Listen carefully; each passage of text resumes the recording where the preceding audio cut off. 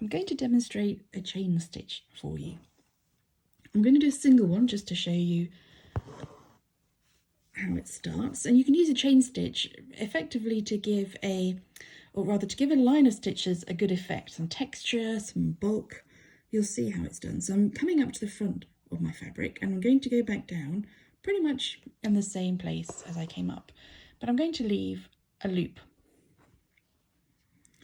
Now when you do a single one,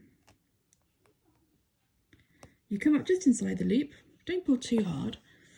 Well, I mean, I suppose you could do, depends on the effect that you want. I always try and not pull it too hard so I can see the loops. And you secure it by coming back down just on the other side of your loop. A single chain stitch.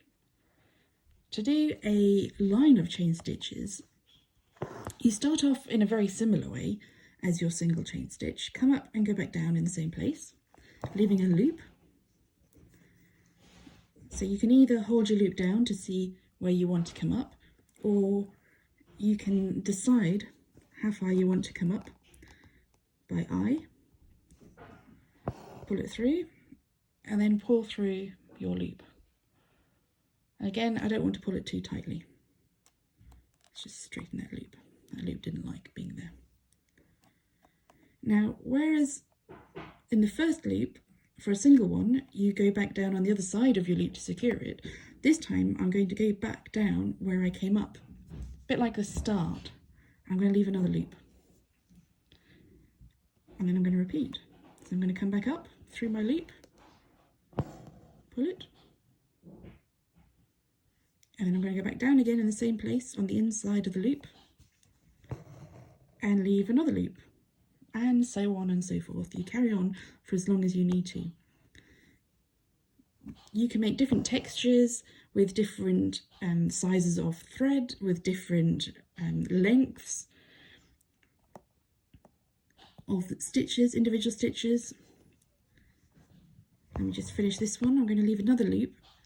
And what I'm going to show you is that you can also curve using chain stitch. You can do all sorts of shapes. So with this one, it's a bit like a snake. I'm going to go to the left and then go to the right, so you can see the curves in action. One thing to be careful about, as I can see with this loop here, is that it can easily twist. So what you want to do is to try and make sure that your loop is as open as possible, because otherwise it won't look terribly effective. And I'm going to go back down in the same place again, and this time I'm going to start curving the other way. So again, you can see that my loop isn't obvious, but I know that I want to start going back this way. So I'm bringing my needle back up and I'm going to find that loop and I'm going to go back down. So although this is not the most tidy of examples, hopefully it gives you an idea of how to do the chain stitch. And when you get to the last chain, you finish it off in the same way that you do a single one. You do your chain stitch and then you secure it by going back down on the other side of your loop. So this is not the most tidy of examples, but it gives you an idea of how to actually do the chain stitch.